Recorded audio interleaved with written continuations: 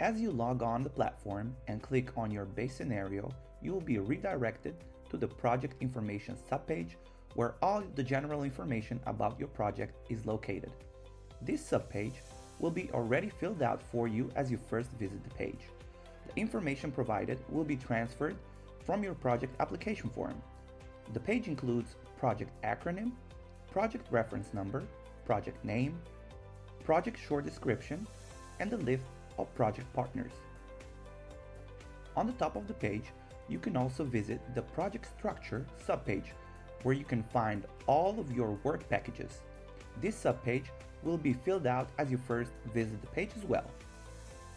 The third subpage is Import Delete Data.